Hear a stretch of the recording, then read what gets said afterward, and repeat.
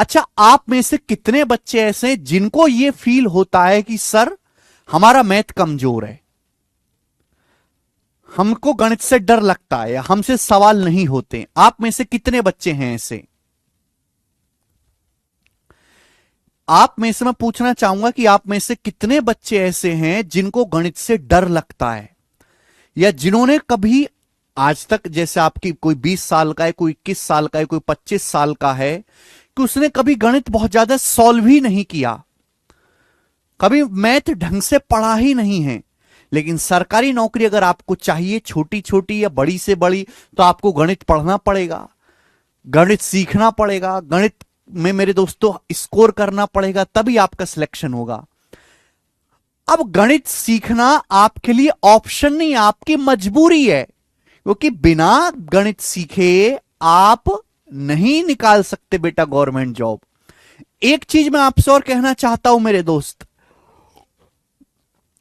अगर आपका मैथ कमजोर है तो आपकी रीजनिंग भी कमजोर है, यह समझ लीजिए। अगर आपका मैथ मजबूत होगा तो उसके साथ साथ आपकी रीजनिंग और एनालिटिकल अप्रोच भी जो है मजबूत हो जाएगी। यानी कि एक सब्जेक्ट के साथ साथ ये दोनों सब्जेक्ट चलते हैं, मैथ प्लस रीजनिंग। और मेरे दोस्तों, आप जीएस कितना भी पढ़ लो, कितना भी जीएस सुबह शाम पढ़ लो, एक दिन में 10-10 घंटे, आप कभी जीएस में 100% स्कोर नहीं कर सकते। आप जीएस में 60%, 70% स्कोर कर लो, बहुत अच्छी बात, बड़ी बात है। आप जीएस के 25 सवालों में से 16-15 सवाल ठीक कर लो, बहुत बड़ी बात है। आप कितना भी मेरे दोस्तों अंग्रेजी पढ़ लीजिए, 25 में से 22-23 सवाल ही ठीक होंगे, 2-3 सवाल हमेशा गलत हो जाएंगे, बहुत ही रेयर चांस है। लेकिन मैथ और रीजनिंग, ये दो ऐसे सेक्शन हैं जिनमें 100% स्कोर करने की गारंटी है। और ऐसे बच्चे हैं लाखों जिन्होंने नौकरी ली है और इन दोनों सब्जेक्ट में उनका 100% स्कोर था। 100% स्कोर मेरे दोस्त, यानी कि यह बात आप मान के चलिए कि बिना मैथ और बिना रीजनिंग मजबूत करे आप नौकरी ले लो, यह असंभव है। या फिर थोड़ा बहुत पढ़ के नहीं, थोड़ा बहुत पढ़ोगे तो पेपर में थोड़े बहुत ही सवाल कर पाओगे। आप उस बच्चे से कैसे लड़ाई करोगे जो 100% स्कोर कर रहा है, जो मैथ के 25 के 25 सवाल पेपर में ठीक करके आ रहा है, जो रीजनिंग के 25 के 25 सवाल कैसे ठीक करके आ रहा है? नौकरी तो उसी की लगेगी ना जिसके नंबर ज्यादा होंगे। आपकी कोई पर्सनैलिटी, आपकी कोई गरीबी या कोई आर्थिक समस्या देखकर तो आपको कोई नौकरी मिलने नहीं वाली है। तो ये मान के चलिए, अगर आपको मेरे दोस्तों आज के समय में गवर्नमेंट जॉब चाहिए जहां कट ऑफ बहुत हाई पहुंच चुकी है, आपको मैथ में और रीजनिंग में 100% स्कोर करना पड़ेगा। वो अलग बात है कि एक दो सवाल आपसे गलती से गलत हो जाए, लेकिन टारगेट यही होना चाहिए कि हम मैथ और रीजनिंग में 100% स्कोर करें, इंग्लिश में मैक्सिमम स्कोर करने की कोशिश करें, और बेटा जीएस में तो सभी बराबर सा ही स्कोर करते हैं। कोई बहुत विरला ही बालक होता है जो जीएस में बहुत ज्यादा सवाल ठीक करके आता है। ठीक है भाई, इस सब्जेक्ट को जल्दबाजी में ना लें, इस सब्जेक्ट को जल्दबाजी में ना लें कि ये बहुत जल्दी जल्दी मैं कर लूंगा, या मैं 2 महीने में मैथ सीख जाऊंगा, मैं 3 महीने में मैथ सीख जाऊंगा। ऐसा नहीं है। मैं मानता हूं कि 2 महीने 3 महीने में बच्चे सिलेबस भी खत्म कर सकते हैं, बच्चे मैथ भी सीख सकते हैं, बच्चे कंपटीशन में निकाल सकते हैं। लेकिन वो बच्चे अलग होते हैं बेटा, वो बच्चे होते हैं जो आईआईटी से पास है, जो एनआईटी से पास है, जिनकी मैथ्स बहुत अच्छी है, जिन्होंने पहले भी तैयारी कर रखी है, जिनका ऑलरेडी एजुकेशन बैकग्राउंड बहुत अच्छा है, जो बहुत अच्छे परिवार से बिलोंग करते हैं, जिनकी बहुत महंगे स्कूल में स्कूलिंग हुई है, वो बच्चे 2-3 महीने में भी कर सकते हैं। लेकिन ज्यादातर जो बच्चे हैं जो सरकारी नौकरी की तैयारी कर रहे हैं, वो बहुत गरीब तरीके से, बहुत लोअर मिडिल क्लास से हैं, जिनको बहुत बढ़िया स्कूलिंग नहीं हुई, जिनकी एजुकेशन कोई बहुत बढ़िया नहीं हुई, जिनके टीचर्स कभी बहुत अच्छे नहीं मिले। तो आप ये मत सोचो कि मैं 2 महीने 3 महीने में कर लूंगा। अगर आप सरकारी नौकरी की तैयारी में आए हो तो 1 साल का टारगेट बना के रखो। आप कितने भी कमजोर क्यों ना हो, 1 साल में मेरे दोस्त आप मैथ्स भी सीख सकते हो, रीजनिंग भी सीख सकते हो, इंग्लिश भी अच्छे से समझ सकते हो और जीएस भी तैयार कर सकते हो। 1 साल का समय लगेगा, क्योंकि इस 1 साल में बेटा आपको सिलेबस भी पढ़ना है, उस सिलेबस पढ़ने के बाद उस सिलेबस का रिवीजन भी करना है। सिलेबस रिवीजन के बाद आपको सिलेबस की प्रैक्टिस भी करनी है। प्रैक्टिस हो जाने के बाद आपको मॉक टेस्ट भी लगाने हैं, तब जाके आप तैयार हो पाओगे। और ये सारा प्रोसेस 1 साल का समय लेगा, 1 ईयर का। वो बहुत अलग बालक होते हैं मेरे दोस्त, जो 6 महीने में ही काम कर लेते हैं। भाई उनकी क्षमता डबल है। हर इंसान की क्षमता अलग अलग होती है। मैं अगर 10 आदमी खड़े कर दूं और बोलूं ईंटा लेके पहाड़ पे चढ़ो, तो कोई आदमी अपने सर पे 5 ईंटा ही रख पाएगा, कोई 10 ईंटा ही रख पाएगा। हो सकता है कोई आदमी ऐसा हो जो 40 ईंटा लेके पहाड़ चढ़ जाए, 40 ईंट सर पे रख के। हर आदमी की क्षमता अलग अलग होती है। सबको एक तराजू में जो है नापना बंद करना पड़ेगा। दूसरी बात, बहुत से बच्चे पूछे कि सर मैथ मजबूत करने के लिए कितना घंटे पढ़े, वो आप पे डिपेंड करता है। कोई बच्चा 1 घंटा पढ़े काफी है मैथ, कोई बच्चा 4 घंटा पढ़े तो भी कम पढ़ेंगे उसको मैथ समझने के लिए, वो क्योंकि उसके दिमाग की क्षमता ऐसी है। ये एक स्लो प्रोसेस है, धीरे धीरे धीरे धीरे धीरे धीरे जैसे आप पढ़ोगे वैसे वैसे आपकी समझने की स्पीड तेज होगी। जैसे जैसे आप सवाल लगाओगे मेरे दोस्तों, वैसे वैसे आपकी स्पीड तेज होगी सवाल करने की। और जितने ज्यादा आप क्वेश्चंस प्रैक्टिस करोगे वैसे वैसे आपकी एक्यूरेसी भी बढ़ेगी। तो हमको बेटा दोनों चीजों पे काम करना है, स्पीड प्लस एक्यूरेसी। ध्यान रखिएगा। एक बच्चा ऐसा है जो केवल गणित सीखना चाहता है, केवल गणित सीखने वालों का सिलेक्शन हो ही नहीं सकता। आप कहोगे सर ऐसा क्यों कह रहे हो? क्योंकि पेपर में बेटा चाहिए स्पीड। आपको 1 घंटे में 100 सवाल सॉल्व करने, 1 घंटे में 100 क्वेश्चंस। कुछ बच्चे ऐसे होते हैं जिनको मैं आधे घंटे में 3 सवाल सिखाता हूं, उनको तो भी लगता है सर फास्ट हो रहा है। आप खुद सोचो, अगर आप आधे घंटे में 3 सवाल नहीं समझ सकते, उनको कॉपी में उतार नहीं सकते साथ साथ, तो आप 1 घंटे का पेपर में 100 सवाल कैसे करके आओगे सॉल्व, जहां मैं भी आपके साथ नहीं रहूंगा? आप खुद सोचो बेटा। देखो हमें थोड़ा स्पीड से तो पढ़ना पड़ेगा कि सिलेबस बहुत लंबा है, सिलेबस बहुत बड़ा है और समय जो है वो बहुत कम है। केवल हम गणित सीखने से काम नहीं चला सकते अगर हमारी स्पीड तेज ना हो। सिलेक्शन उसी का होगा जिसकी एक्यूरेसी भी बहुत अच्छी हो और जिसकी स्पीड भी बहुत अच्छी हो। आपको गणित पूरा आता है, भारत में ऐसे बहुत सारे बच्चे जिन्हें 1 घंटे की बजाय 3 घंटे दे दिए जाने कि 3 घंटे है, ले एसएससी सीजीएल प्री का पेपर सॉल्व कर ले। हर बच्चा कर लेगा, वो हर बच्चा कट ऑफ क्लियर कर लेगा। लेकिन समस्या यह है कि पेपर में 1 ही घंटे का होता है। ठीक है, तो आपको एक्यूरेसी पे भी ध्यान देना है मेरे दोस्तों, और आपको स्पीड पे भी ध्यान देना है। और बेटा आप कहोगे सर ये कैसे बढ़ेगी, हमारी एक्यूरेसी और स्पीड कैसे मजबूत होगी? बताता हूं मैं आपको। थोड़ा सा ओवरव्यू लेते हैं मेरे भाई।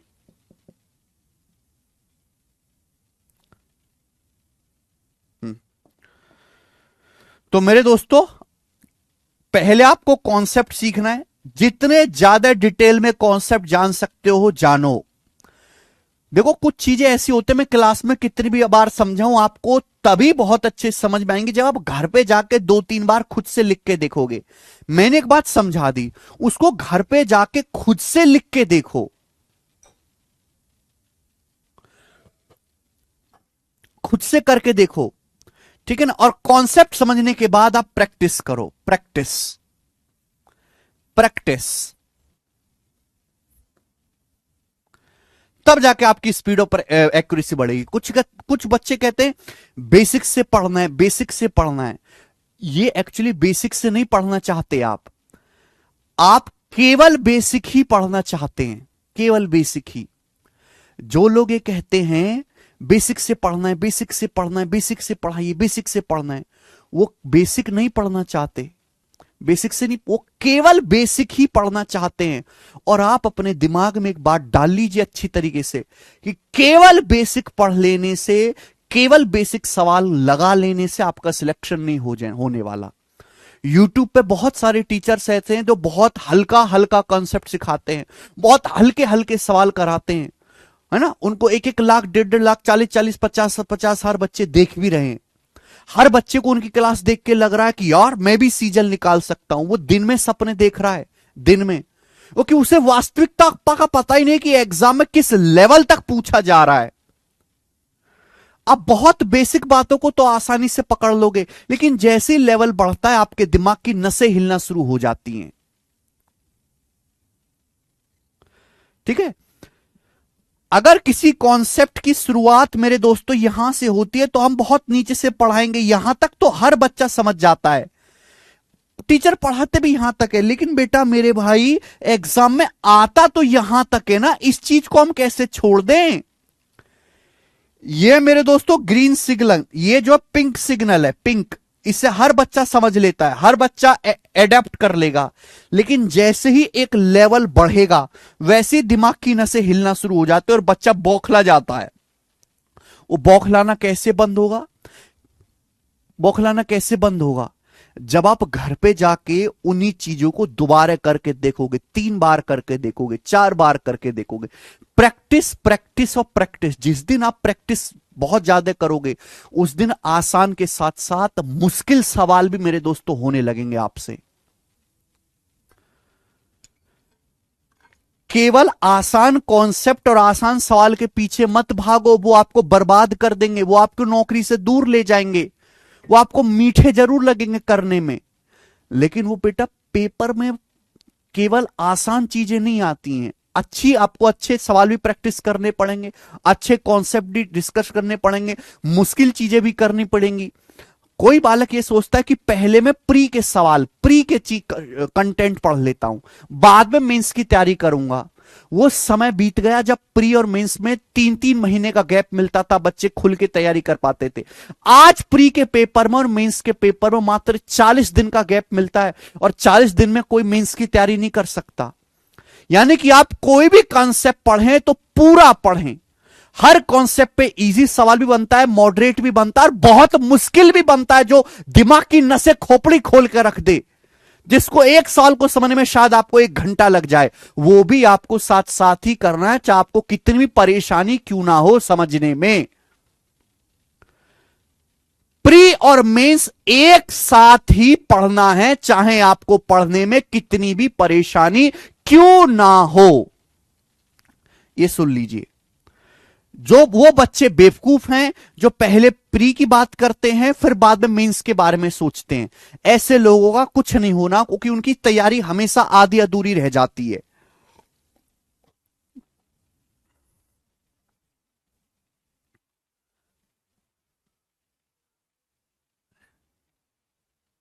ठीक है जी, चलिए दूसरी बात मेरे दोस्त, कि हर साल सिलेबस तो सेम है, सिलेबस तो सेम है, बस 2-4 चैप्टर नए ऐड हुए, जैसे प्रोबेबिलिटी बढ़ गया है, स्टैटिक्स सांख्यिकी बढ़ गया है, लेकिन कंटेंट हर साल बढ़ता जा रहा है, बैच बढ़ता जा रहा है, नंबर ऑफ क्लास ज्यादा होती जा रही हैं, शीट में क्वेश्चंस की संख्या बढ़ती जा रही है। जैसे जैसे मेरे दोस्त, हम आज क्या शुरू करने वाले हैं? हम आज शुरू करने वाले हैं नंबर सिस्टम। हम आज क्या शुरू करने वाले हैं? नंबर सिस्टम, संख्या पद्धति, नंबर सिस्टम हम शुरू करने वाले हैं मेरे प्यारे दोस्त। तो जब मैं 2019 में पहली बार मैंने कैरिबल एप्लीकेशन पे जो है बैच पढ़ाया था नंबर सिस्टम, तो उस नंबर सिस्टम की मात्र मेरे दोस्तों 9 क्लास हुई थी, 9 क्लास हुई थी, और लगभग 140 सवालों में नंबर सिस्टम खत्म हो गया था। यह बात आप मान के चलिए कि जब मैंने 2019 में पहली बार पढ़ाया था तो नंबर सिस्टम की मात्र 9 क्लास हुई थी, 9 क्लास, और 140 सवाल में मेरे दोस्तों 140 क्वेश्चन में चैप्टर खत्म हो गया था। लेकिन 2019 के बाद 2019, 20, 21, 22, 23 और 24, 6 साल बीते। अब इन 6 सालों में हर साल पेपर हुए, सीजीएल का पेपर हुआ, सीटीएसएल का पेपर हुआ, सीपीओ का पेपर हुआ, एमटीएस का पेपर हुआ, सिलेक्शन पोस्ट का पेपर हुआ, स्टेट एग्जाम हुए, टीचिंग का, बिहार टीचर का पेपर हुआ, बीपीएससी हुआ, डीडीए का पेपर हुआ, सीडीएस का पेपर हुआ। हर साल मेरे दोस्तों, हर साल इतने ज्यादा एग्जाम भारत में होते हैं, हर साल 7,000 से ज्यादा नए सवाल आ जाते हैं हर साल। हर साल 7,000 से ज्यादा नए सवाल देश में पैदा हो जाते हैं। जैसे जनसंख्या हर साल बढ़ते जा रही है, भाई देश में अनाज लिमिटेड है, देश में पानी उतना ही है, देश की जमीन उतनी है, लोग जो है मच्छरों की तरह पैदा हुए जा रहे हैं, पॉपुलेशन बढ़ती जा रही है। ऐसे ही यहां पर है कि भाई सिलेबस तो उतना ही है, चैप्टर्स लिमिटेड हैं, चैप्टर्स उतने ही ना, चैप्टर बढ़ाए गए ना, सिलेबस बढ़ाया गया, लेकिन हर साल इतने ज्यादा पेपर होते हैं ऑनलाइन होने की वजह से। पहले पेपर होता था ऑफलाइन, सीजीएल का पेपर है सुबह और शाम 3 शिफ्ट में पेपर खत्म हुआ, खत्म हो गया। आज वही पेपर 40 शिफ्ट में होता है। तो जहां पहले एग्जामिनर को 25 मैथ के 75 सवाल बनाने पड़ते थे, आज वहीं ऑनलाइन पेपर कराने के लिए एक शिफ्ट में 25 सवाल, तो 40 शिफ्ट में कितने, 1000 सवाल हो गए। एक एग्जाम में 1000 सवाल नए हो रहे हैं केवल सीजीएल का पेपर करवाने के लिए।